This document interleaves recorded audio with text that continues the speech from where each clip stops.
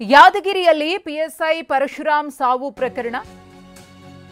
ಯಾದಗಿರಿಯಲ್ಲಿ ಪಿಎಸ್ಐ ಪರಶುರಾಮ್ ಸಾವು ಪ್ರಕರಣಕ್ಕೆ ಸಂಬಂಧಪಟ್ಟಂತೆ ಅಸಮರ್ಪಕವಾಗಿ ವರ್ಗಾವಣೆ ಮಾಡಿದ್ರ ಶಾಸಕರು ಅನ್ನೋ ಪ್ರಶ್ನೆ ಎದುರಾಗಿದೆ. ಇಲ್ಲಿ ನೇರಾನೇರವಾಗಿ ಶಾಸಕರ ಮೇಲಿನ ಆರೋಪ ಕೇಳಿಬಂದಿರುವುದು. ಅವಧಿಗೂ ಮುನ್ನವೇ ವರ್ಗಾವಣೆ ಮಾಡಿಸಿದ್ರ ಶಾಸಕರು. ಶಾಸಕ ಚೆನ್ನಾರೆಡ್ಡಿ ಪಾಟೀಲ್ ವಿರುದ್ಧ ಗಂಭೀರ ಆರೋಪ ಕೇಳಿಬಂದಿದೆ. ಹಣಕ್ಕಾಗಿ ಬೇರೆ ಪಿಎಸ್ಐಗೆ ಶಿಫಾರಸು ನೀಡಿದ್ದ ಶಾಸಕ 1 ವರ್ಷದ ಪೋಸ್ಟಿಂಗ್ಗೆ 20 ಲಕ್ಷ ಪಡೆದ ಬಗ್ಗೆ ಚರ್ಚೆಯಾಗ್ತಿದೆ. ಜಿಲ್ಲೆಯಲ್ಲಿ ಶಾಸಕ ಲಂಚದ ಬಗ್ಗೆ ಜೋರಾಗಿ ನಡೀತಾ ಇರುವಂತಹ ಚರ್ಚೆ.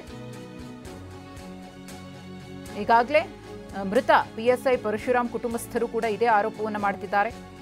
ಅವಧಿ ಪೂರ್ಣ ಆಗೋಕ್ಕೂ ಮುನ್ನ ಪರಶುರಾಮ್ ಅವರನ್ನ ವರ್ಗಾವಣೆ ಮಾಡಿದ್ರು. ಇದರಿಂದ ಅವರು ಸಂಪೂರ್ಣವಾಗಿ ಖಿನ್ನತೆಗೆ ಒಳಗಾಗಿದ್ರು.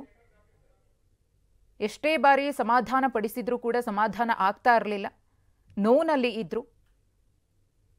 ಶಾಸಕರ ದುಡ್ಡಿನ ದುರಾಸೆಯೇ ಇವತ್ತು ಪರಶುರಾಮ್ ಅವರನ್ನ ಕಳೆದುಕೊಳ್ಳುವುದಕ್ಕೆ ಮೇನ್ ಕಾರಣ ಅಂತ ಆರೋಪಿಸಿದ್ರು. 30 ಲಕ್ಷ ಏನೋ ಡಿಮಾಂಡ್ ಮಾಡಿದ್ರು ಅನ್ನೋ ಆರೋಪ ಇದೆ. ಇದರ ಬಗ್ಗೆ ಈಗ ಕ್ಷೇತ್ರದಲ್ಲೂ ಕೂಡ ಚರ್ಚೆ ಆಗ್ತಾ ಇದೆ. ನಿಯಮಬಾಹಿರವಾಗಿ ಪರಶುರಾಮ್ ಅವರನ್ನ ವರ್ಗಾವಣೆ ಮಾಡಿಸಿದ್ರ ಶಾಸಕರು ಅಂತ. ಇನ್ನು ಎಸ್ಪಿ ಅವರಿಗೆ ಪಿಎಸ್ಐ ಪತ್ನಿ ಕೊಟ್ಟ ದೂರಿನಲ್ಲಿ ಏನಿದೆ ಅನ್ನೋದನ್ನ ನೋಡೋಣ. ಎಸ್ಪಿಗೆ ಪಿಎಸ್ಐ ಪತ್ನಿ ಬರೆದ ಪತ್ರ. ಮಾನ್ಯ ಪೊಲೀಸ್ ವರಿಷ್ಠಾಧಿಕಾರಿಗಳು, ಯಾದಗಿರಿ ಜಿಲ್ಲೆ. ವಿಷಯ: ನನ್ನ ಗಂಡ ಪರಶುರಾಮ್ ಪಿಎಸ್ಐ ಅವರ ಸಾವಿನ ಬಗ್ಗೆ ತಪ್ಪಿತಸ್ಥರ ಮೇಲೆ ಸೂಕ್ತ ಕಾನೂನು ಕ್ರಮ ಜರುಗಿಸಿ ನ್ಯಾಯ ದೊರಕಿಸಿಕೊಡುವ ಬಗ್ಗೆ. ಮಾನ್ಯರೇ, ನಾನು ಶ್ರೀಮತಿ ಶ್ವೇತಾ ಎನ್ವಿ, ಗಂಡ ಮೃತ ಪರಶುರಾಮ್ ಪಿಎಸ್ಐ, ಯಾದಗಿರಿ ಪೊಲೀಸ್ ಠಾಣೆ. ತಮ್ಮಲ್ಲಿ ದೂರು ಅರ್ಜಿ ಸಲ್ಲಿಸುವುದೇನೆಂದ್ರೆ, ನನ್ನ ಪತಿಯಾದ ಪರಶುರಾಮ್ ಪಿಎಸ್ಐ ಅವರು ಕಳೆದ 7 ತಿಂಗಳಿನಿಂದಲೂ ಯಾದಗಿರಿ ಪೊಲೀಸ್ ಠಾಣೆಯಲ್ಲಿ ಕರ್ತವ್ಯ ನಿರ್ವಹಿಸುತ್ತಿದ್ರು. ಇತ್ತೀಚೆಗೆ ನನ್ನ ಗಂಡ ಪರಶುರಾಮ್ ರವರು ತನ್ನನ್ನ ಯಾದಗಿರಿ ನಗರ ಠಾಣೆಯಿಂದ ಬೇರೆ ಕಡೆ ವರ್ಗಾವಣೆ ಮಾಡುವವರಿದ್ದಾರೆ. ಯಾದಗಿರಿ ನಗರ ಠಾಣೆಗೆ ಬಂದು 1 ವರ್ಷ ಕೂಡ ಆಗಿಲ್ಲ. ಈಗಲೇ ಯಾದಗಿರಿ ಶಾಸಕರಾದ ಚೆನ್ನಾರೆಡ್ಡಿ ಪಾಟೀಲ್ ತುನ್ನೂರು ಮತ್ತು ಆತನ ಮಗ ಪಂಪನಗೌಡ ಇವರು ನನಗೆ ಉದ್ದೇಶಪೂರ್ವಕವಾಗಿ ಬೇರೆಡೆಗೆ ವರ್ಗಾವಣೆ ಮಾಡಿಸುತ್ತಿದ್ದಾರೆ. ಇದರಿಂದ ನನಗೆ ಬಹಳ ಮಾನಸಿಕ ಹಿಂಸೆ ಆಗ್ತಿದೆ.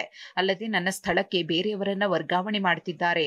ಇದರಿಂದ ನನಗೆ ತುಂಬಾ ಅವಮಾನ ಆಗುತ್ತಿದೆ ಎಂದು ನೋವಿನಿಂದ ನನಗೆ ಹೇಳಿದ್ರು.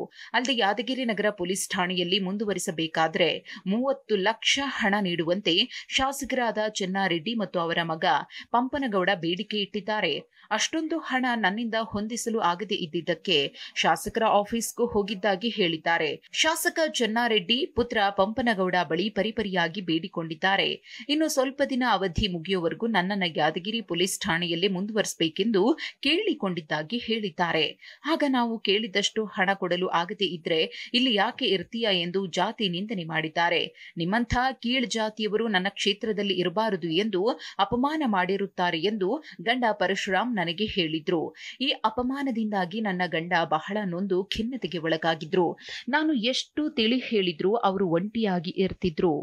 ಯಾದಗಿರಿ ಶಾಸಕರಾದ ಚೆನ್ನಾರೆಡ್ಡಿ ಮತ್ತು ಅವರ ಮಗ ಪಂಪನಗೌಡ ಇಬ್ರು ಕೂಡಿಕೊಂಡು ನನ್ನ ಗಂಡನನ್ನ ಯಾದಗಿರಿ ನಗರ ಠಾಣೆಯಿಂದ ಸಿಇಎನ್ ಯಾದಗಿರಿ ಪೊಲೀಸ್ ಠಾಣೆಗೆ ವರ್ಗಾವಣೆ ಮಾಡಿದ್ರು.